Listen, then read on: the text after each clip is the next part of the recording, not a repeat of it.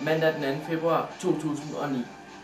I denne udsendelse vil vi sætte fokus på ludomani, som er blevet et stigende problem blandt unge og voksne i Danmark.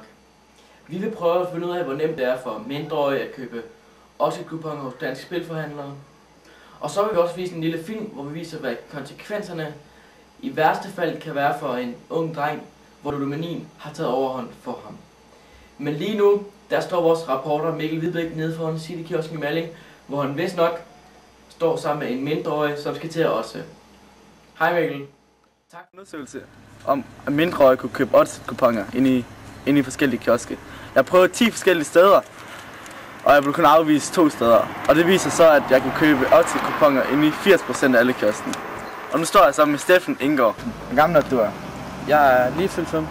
Okay, så kan du prøve at gå ind i kiosken, så du kan lave en oddset-kupon. Ja, det skal jeg nok. Køb en oddset-kupon. Ja, det kunne jeg godt.